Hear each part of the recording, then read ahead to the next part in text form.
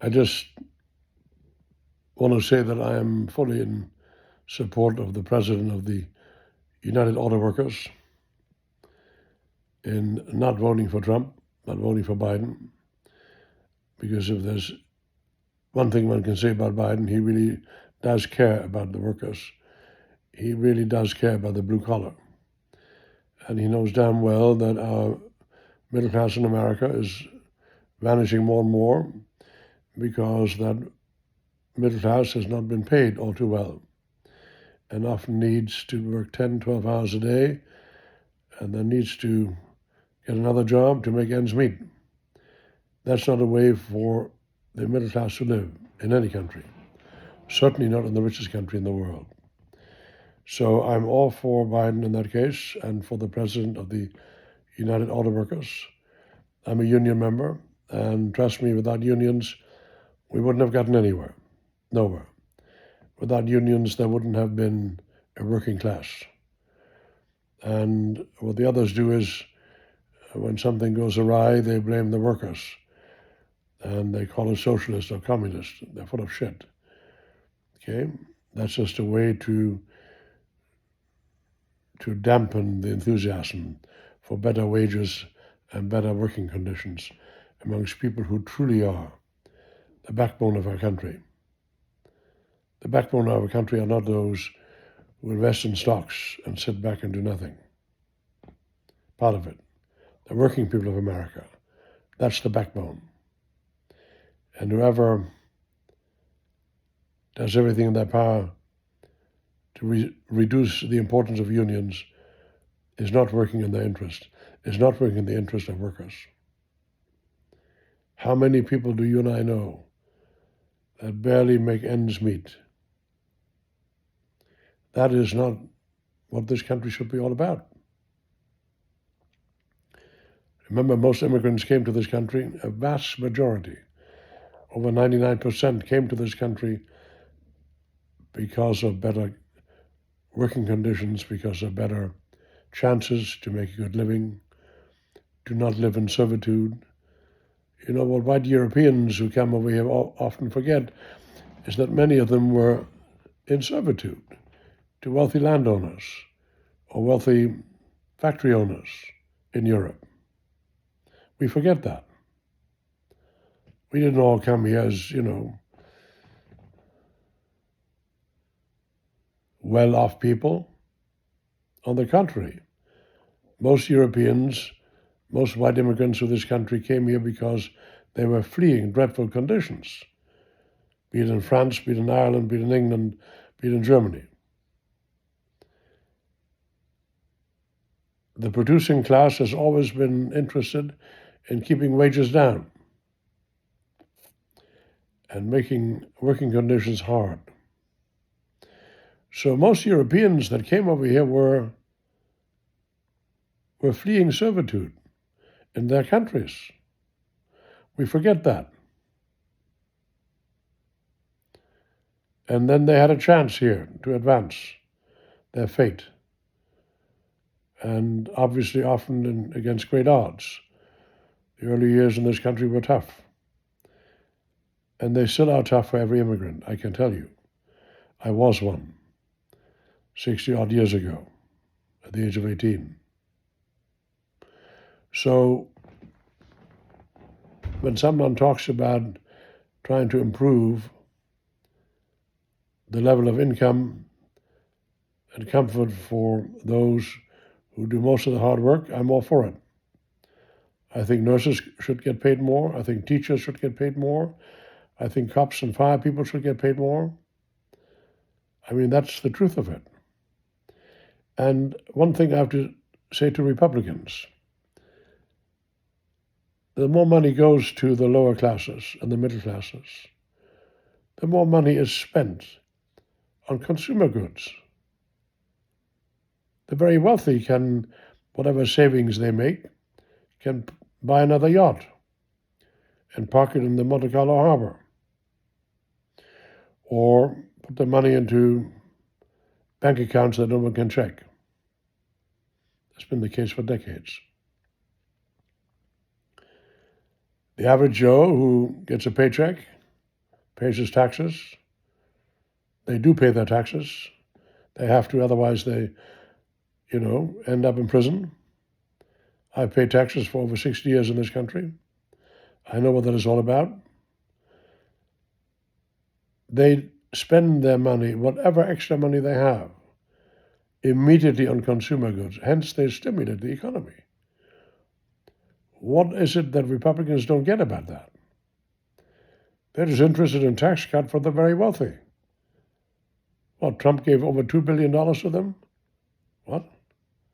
I mean, it's or more than that. Much more than that. I think it was close to $2 trillion in tax cut to the very wealthy.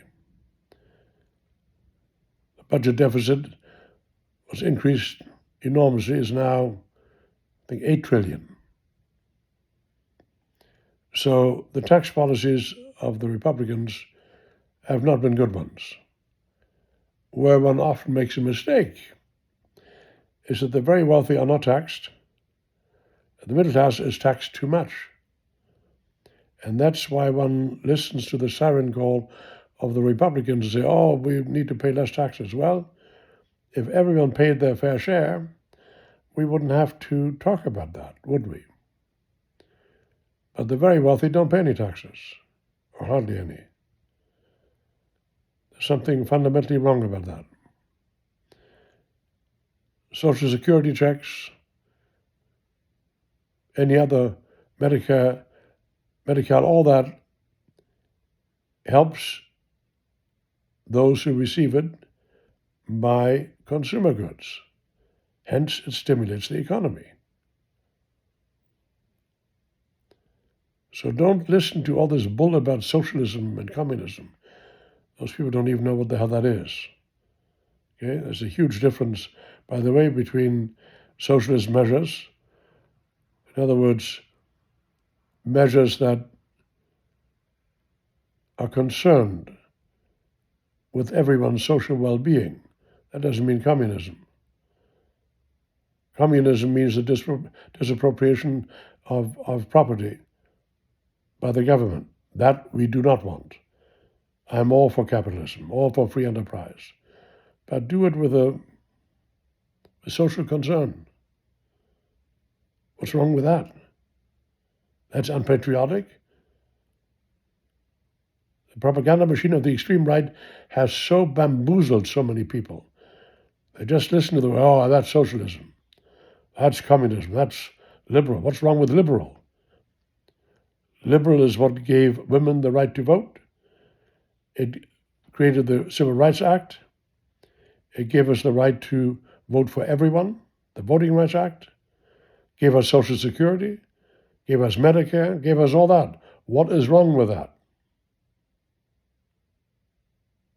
Don't believe all the jingoistic bullshit that you're being fed by some people on the right.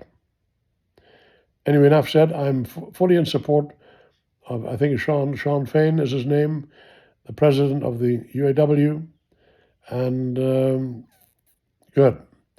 That is what creates a middle class. That is what makes America strong. So I'm fully in support of Biden's policies in this regard. Okay? When it comes to the border, different issue, complicated issue. Apparently on the first day of arrival in the White House, Biden said, we need to come up with a policy to solve the border problem. They tried.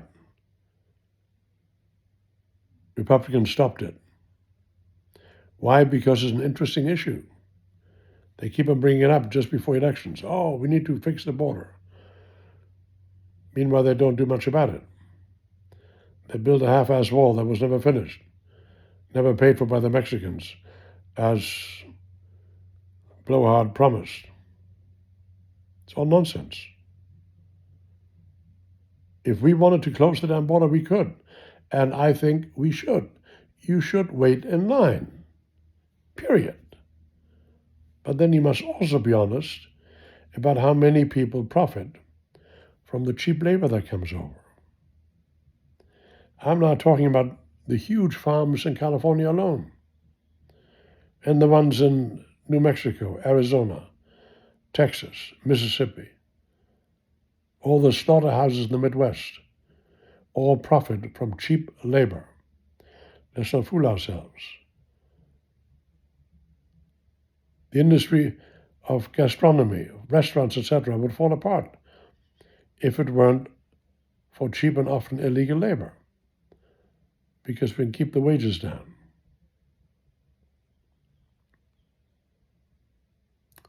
Complicated problem. The problem of outsourcing to foreign countries is again based on the same principle. It's cheap labor. So we need to get together with other countries and say, hey guys, we're going to stop this shit. We need to abide by certain international rules and criteria.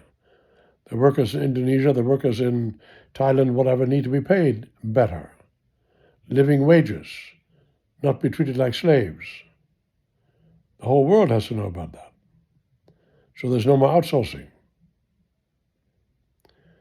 Anyway, enough for today, and I am very heartened to hear that guy come and support decent policies as it pertains to the working class in America. I'm a proud union member. Bye.